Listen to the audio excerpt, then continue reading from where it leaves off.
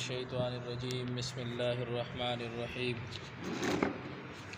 یا ایہا یہ تو ہو گیا تھا نا اس آیت سے وَإِذَا قِيلَ لَهُمُ اتَّبِعُوا، اور جب کوئی ان سے کہے کہ اتباع کرو ما ان احکام کی انزل اللہ جو اللہ نے اتارے، قالوا تو یہ کہتے ہیں بل نتبع ہرگز نہیں بلکہ ہم تو اتباع کریں گے ما ان باتوں کی الفینا علیہ جن پر دیکھا ہے ہم نے آباءنا اپنے آباء و اجداد کو، اولو کانا اگرچہ ہو آباؤہم ان کے آباء و اجداد ایسے لا یأکلون شیئا کہ وہ کچھ بھی نہ سمجھتے ہوں، ولا یہتدون اور نہ وہ ہدایت یافتہ ہوں، یعنی نہ وہ سیدھے راستے پر ہوں۔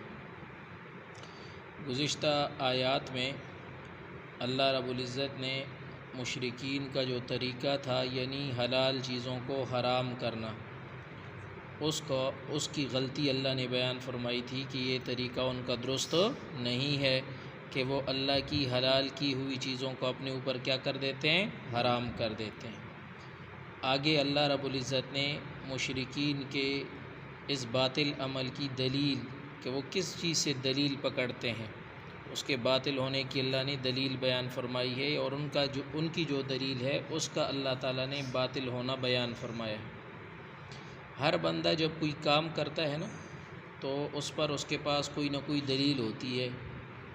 تو مشرکین سے کہا جاتا تھا کہ بھائی اللہ تعالیٰ نے جو قرآن پاک اتارا ہے حضور اقدس صلی اللہ علیہ وسلم پر جو اللہ نے احکامات اتارے ہیں، تم ان احکامات کی پیروی کرو، ان کو مانو، ٹھیک ہے جی۔ تو اس میں تو ان سارے جانوروں کو اللہ نے حرام نہیں کیا ہوا جن کو تم نے اپنے بتوں کے نام پہ حرام کیا ہوا ہے، تو لہذا جب اللہ کا رسول آپ سے کہہ رہا ہے کہ یہ حلال ہے تو ان کو حلال جانو اور ان سے حلال جانوروں کا برتاؤ کرو۔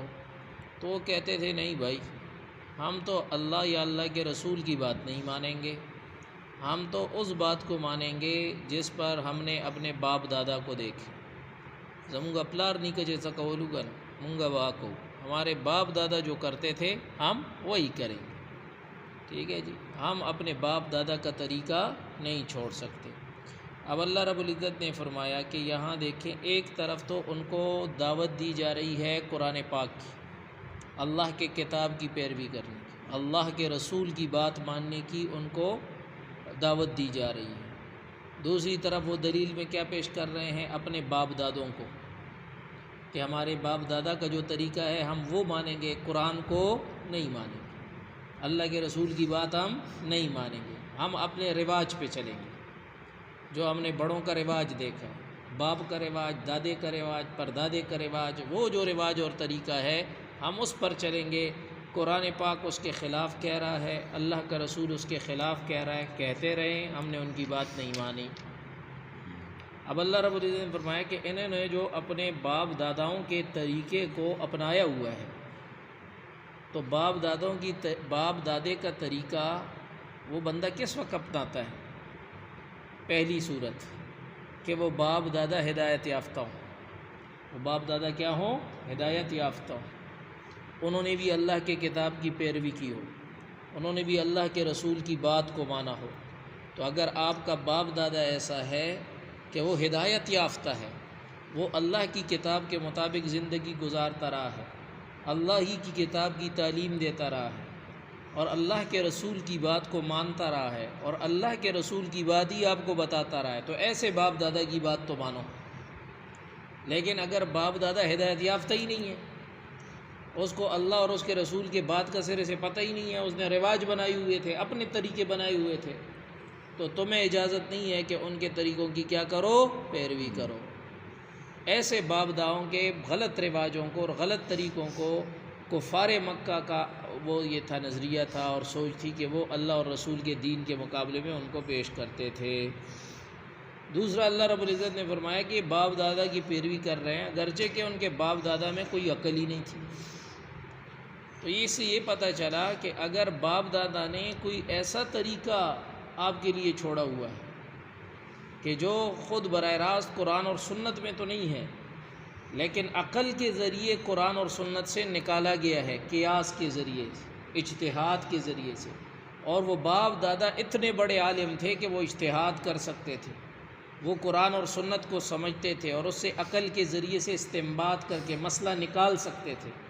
اگر باپ دادا ایسا ہے تو پھر تو ٹھیک ہے، اس کے استنباط کو مانو، کیونکہ اس نے کہاں سے مسئلہ نکالا ہے؟ اپنے عقل کے ذریعے، قرآن اور حدیث سے، اللہ کے قول سے، اللہ کے فرمان سے اور اللہ کے رسول کے فرمان سے۔ لیکن اگر اللہ اور رسول کی بات سے حکم نکالنے کی عقل ہی نہیں ہے اس باپ دادے میں، تو پھر اس نے جو طریقہ گھڑا ہوا ہے، جو رواج بنایا ہوا ہے، اس کی پیروی کی اجازت آپ کو نہیں۔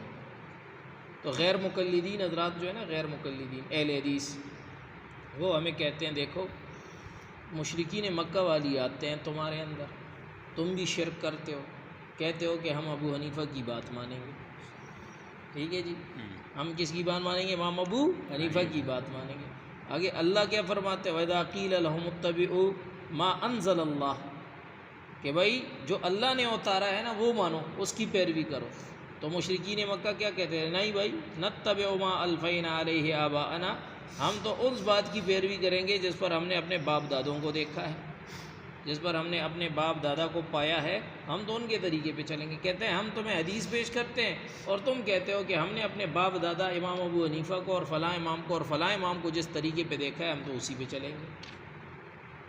تو دیکھو تم بھی وہی کام کرتے ہو جو کون کرتا تھا؟ مشرکین مکہ کا۔ تو ہم کہتے ہیں کہ اندھو آگے آیت پڑھو، آگے اللہ کیا فرماتے ہیں؟ اَوَلَوْ كَانَ آبَاؤُهُمْ لَا يَأْكِلُونَ شَيْئًا وَلَا يَهْتَدُونَ، اگرچہ ان کے باپ دادے نہ تو ان میں عقل ہو اور نہ ہی وہ ہدایت یافتہ ہوں۔ تو اس سے پتہ چلا کہ اگر باپ دادے ہدایت یافتہ تھے، وہ قرآن اور سنت ہی کا طریقہ آپ کو بتاتے رہے اور وہ قرآن اور سنت سے عقل استعمال کر کے استنباط کرتے رہے، تو ایسے باپ دادا کے طریقے پہ چلنا تو دین ہے، کیونکہ اس نے آپ کو دین ہی بتایا ہے، اللہ اور رسول کی بات ہی آپ کو بتائی ہے۔ بات سمجھ میں آ گئی؟ تو ہم کہتے ہیں کہ ہم نے جو امام ابو حنیفہ کی بات کو مانا ہے وہ اس وجہ سے مانا ہے کہ امام ابو حنیفہ نے ہمیں قرآن اور حدیث کی تشریح بتائی ہے نا، ٹھیک ہے جی۔ نہ تو امام ابو حنیفہ غیر ہدایت یافتہ تھے معاذ اللہ، اور نہ امام ابو حنیفہ بے عقل تھے۔ اللہ فرماتے ہیں کہ ان باپ دادوں کی بات نہ مانو جو بے عقل ہوں اور جو ہدایت یافتہ نہ ہوں، گمراہ ہوں۔ تو امام ابو حنیفہ تو قرآن اور سنت کے مطابق زندگی بسر کرتے رہے، اپنے عقل اور اجتہاد سے قرآن اور سنت سے مسئلہ نکالتے رہے۔ سمجھ میں آ گئی بات؟ تو اللہ تعالیٰ نے تو ان باپ داداؤں کی پیروی کرنے سے منع کیا ہے، ان کی بات ماننے سے منع کیا ہے جو خود گمراہ تھے اور جو عقل کو استعمال نہیں کرتے تھے، ٹھیک ہے جی۔ تو اس سے یہ ثابت ہوا کہ جناب ایسے لوگوں کی تقلید جائز نہیں ہے جو گمراہ ہوں، ایسے لوگوں کے پیچھے چلنا جائز نہیں ہے جو کیا ہو؟ ہدایت یافتہ نہ ہوں، جو قرآن اور سنت کے خلاف بات کہتے ہیں۔ اور ایسے لوگوں کی تقلید بھی جائز نہیں ہے جن میں اجتہاد کی صلاحیت نہ ہو، جن لوگوں میں قرآن اور سنت سے اجتہاد مسئلہ نکالنے کی صلاحیت ہو، ان لوگوں کی پیروی کرنا، ان کی بات ماننا، ان کے فتوے پہ عمل کرنا یہ درست ہے، یہ کیا ہے؟ جائز ہے۔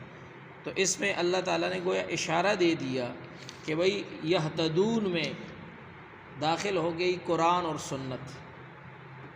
سمجھ میں آ گئی بات کہ ہدایت کے سرچشمے کتنے ہیں؟ دو، قرآن اور حدیث سنت، ٹھیک ہے جی۔